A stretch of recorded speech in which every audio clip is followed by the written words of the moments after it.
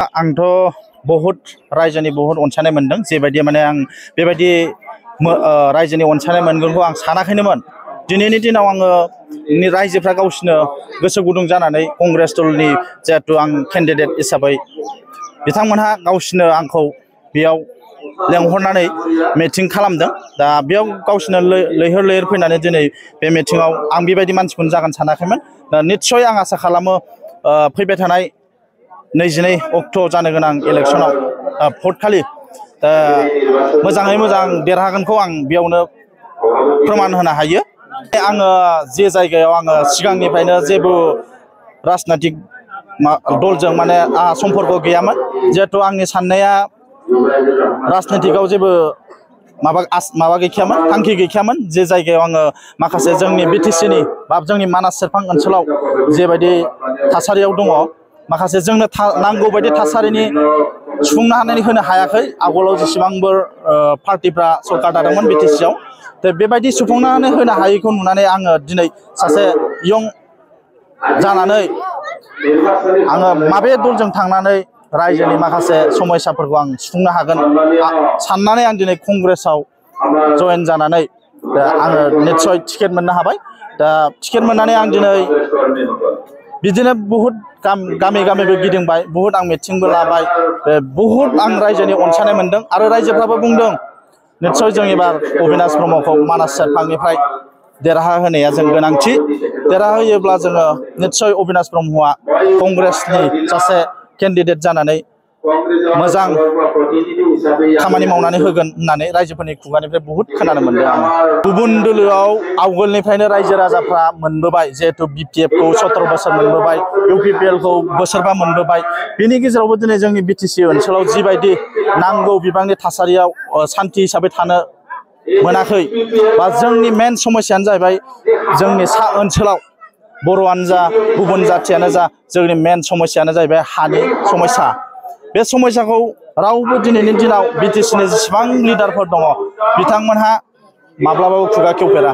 जेथियानाखि election campaign जागोन बा रायजोफोरखौ नंखाय फोसावनानै खोथा होनानै केम्पेइन खालामो, खिन्थु बेफोरबायदिखौ दिनैनि जोंनि मानास सेरफां ओनसोलनि रायजो राजाफ्रा बुजिजोब्बाय।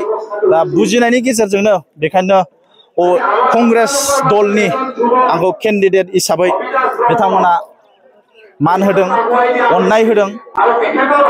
बे हिसाबैनो आङो दिनै मानास सेरफां 18 नं मानास सेरफांनिफ्राय कंग्रेस दलनिफ्राय नै अबिनाश ब्रह्मआ आरामैनो देरहालांगोन गोबां भट लानानै, बेखौनो आसा खालामो। आं खमसे खम आसा खालामो जे 16,000 to 16,500 आं भटआ ओरैनो मोनखानाय। आरो जिहेथु जोंनि माइनरिटिफ्रा जेसेबांखि जायजोंखि दलाव थाया, जायखि दलाव जर'थि जानानै थाया, खिन्थु भट होनाय टाइमाव नैबे आखाइनि सावगारिखौ नुब्लानो बेलथायखायो होननानै गावसोरनो आङो रोखा खोथा होखाबाय। बे हिसाबैनो आंहा गोसो गुदुंखा। आङो निस्सय 18 नं मानास सेरफांनिफ्राय देरहानाया 100%। অবিনাশ ব্ৰহ্ম সকলো সম্প্ৰদায়ৰ মানুহে গ্ৰহণ কৰিছে। তেওঁ এজন ডেকা যুৱক, আৰু দ্বিতীয়তে হৈছে ৰাইজে দেখিছে যে তেওঁ আটাইতকৈ বেছি হাৰ্ডৱৰ্ক কৰিব পাৰে। আৰু তেওঁৰ যিটো কমিটমেণ্ট, তেওঁ এটা চৰকাৰী চাকৰি, এটা লোভনীয় চৰকাৰী চাকৰি কৰি থকা এটা ডেকা ল'ৰা, যি 62 বছৰ বয়সলৈকে চৰকাৰী চাকৰি কৰি থাকিব পাৰিলেহেঁতেন, কিন্তু তেওঁ সেই সকলোবিলাক ত্যাগ কৰি যে আজি ৰাইজৰ সেৱা কৰিবলৈ ওলাই আহিছে।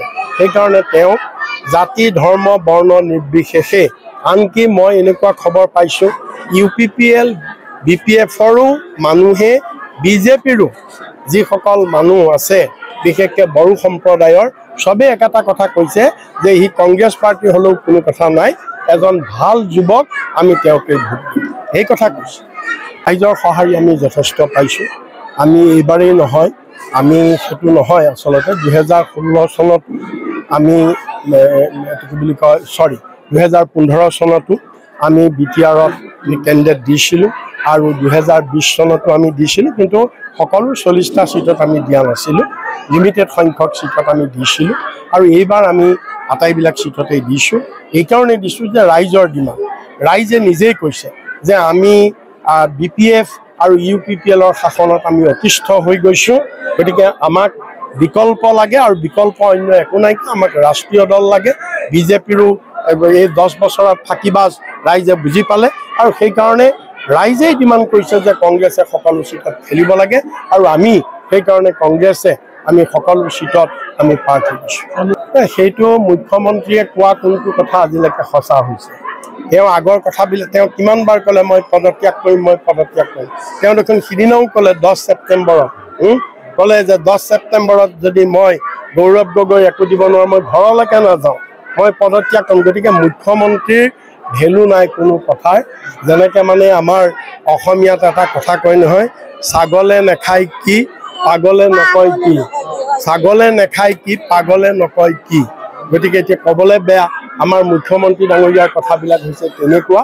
তেওঁৰ কোনো কথাৰ ভেলু নাই ভাগ্যমা মহিলাই 3 অক্টোবৰত চৰকাৰ গঠন কৰিব সেইটোতো ক'বই লাগিব তেওঁ সেইটো নক'লে মানুহৰ ওচৰলৈ যাব কেনেকৈ মানুহেতো বুজি পাইছে 17 বছৰ মানুহে তেওঁহে কৈছে ৰাইজে নাই কোৱা নহয় চৰকাৰ গঠন কৰিব বুলি ৰাইজে কওক 17 বছৰ ৰাইজক তেওঁ যি শোষণ কৰিলে ৰাইজে সেইটো বুজি পাইছে গতিকে তেওঁ কওক ৰাইজে ক'ব লাগিব ৰাইজে কোৱা নাই সেইটো কথা মই সিটৰ সংখ্যা নকওঁ মই ইমানেই ক'ব পাৰোঁ যে আমি সংখ্যাগৰিষ্ঠতা পাম কংগ্ৰেছ দলে আমি একক সংখ্যাগৰিষ্ঠতা আমি লাভ